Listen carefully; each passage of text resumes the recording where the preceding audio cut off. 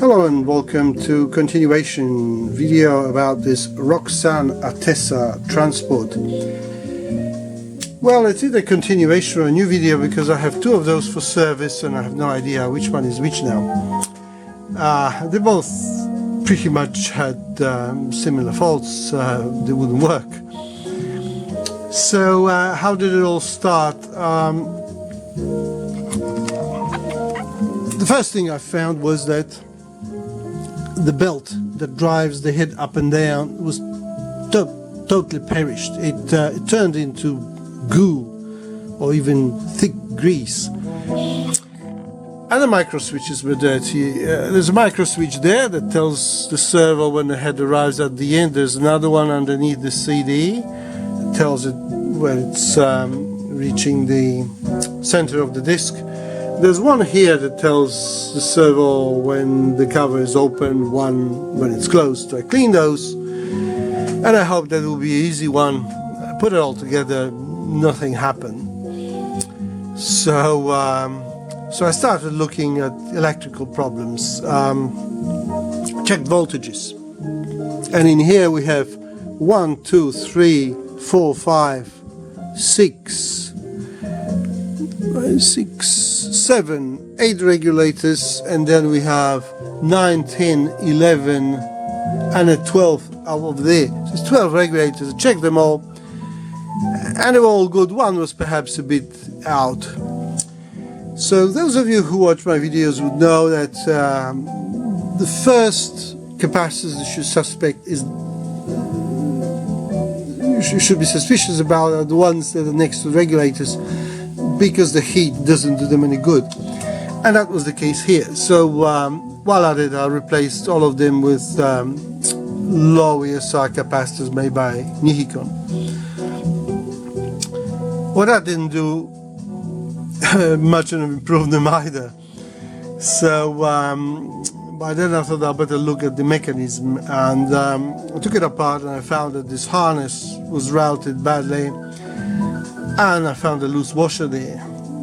So I reassembled it all together and still didn't do anything. So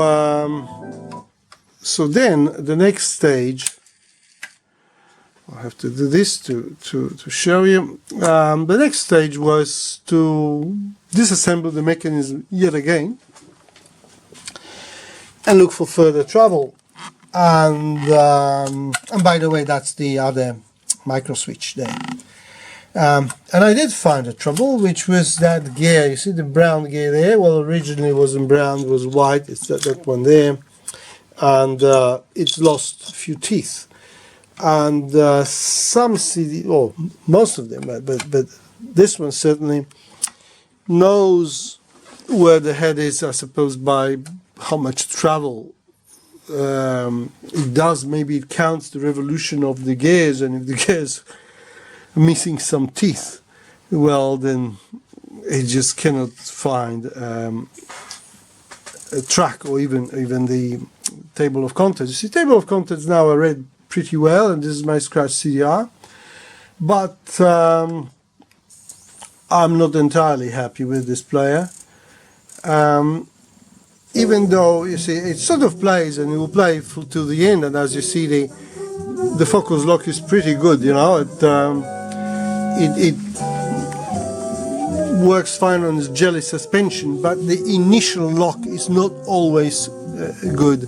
While we are at the suspension, this is the unit sits on 4 springs here, the actual loader, but also the chassis, which is a timber made, it sits on 3 rubber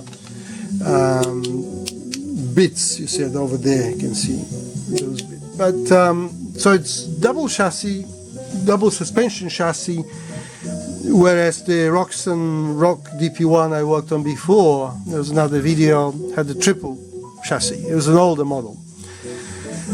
So maybe because the owner of those two transports is an ex-distributor of Roksan in Malaysia. You see, it's still Roks. It shouldn't really do that. I'm hoping that this will get sorted out once I fit that cover, which is pretty heavy. It will have more inertia. I didn't fit it as yet because I wanted to sort of show you things around mechanism. I mean, obviously it shouldn't go on like that. You have to calm it down. And of course, the further out it goes, if the disc is not level, it will do that kind of thing. But as you see, it's rock solid. I also have a couple of spare boards, which maybe I'll put one of them in and see if it will improve